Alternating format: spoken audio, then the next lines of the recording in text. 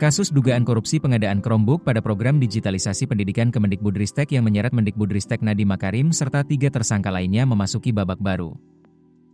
Keempat tersangka kasus ini, termasuk Nadiem, telah diserahkan ke Jaksa Penuntut Umum di Kejaksaan Negeri Jakarta Pusat, menyusul telah lengkapnya berita acara pemeriksaan atau BAP keempat tersangka tersebut. Dalam 20 hari ke depan, keempat tersangka akan segera diadili. Jaksa Penuntut Umum akan melimpahkan perkara dugaan korupsi tersebut ke Pengadilan Tindak Pidana Korupsi. Kepala Pusat Penerangan Hukum Kejaksaan Agung, Anang Supriyatna mengatakan, perkara dugaan korupsi di Kemendikbudristek itu nantinya akan dilimpahkan ke Pengadilan Tipikor pada Pengadilan Negeri Jakarta Pusat.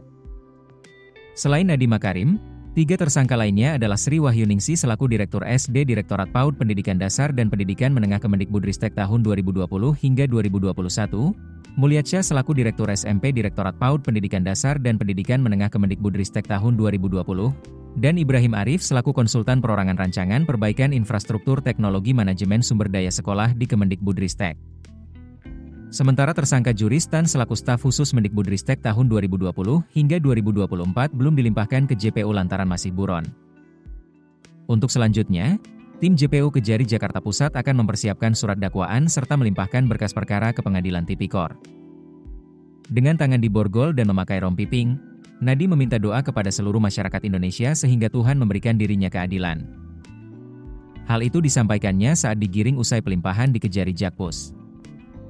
Nadiem juga mengungkapkan keyakinannya bahwa Tuhan selalu bersamanya dan berada di sisi kebenaran.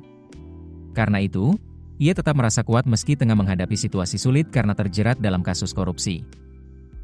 Di masa sulit ini, Nadiem mengaku bahwa kondisinya sehat meskipun harus terpisah dari keluarga dan bakal berhadapan dengan proses persidangan.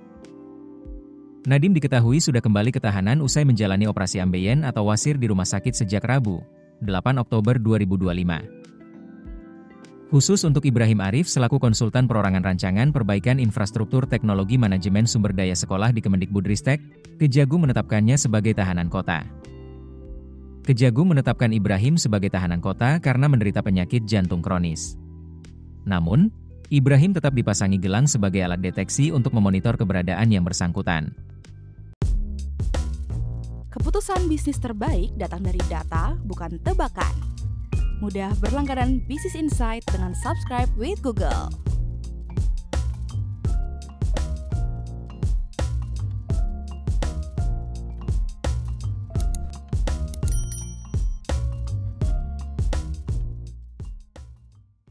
Download aplikasi Kontan sekarang di App Store atau Play Store.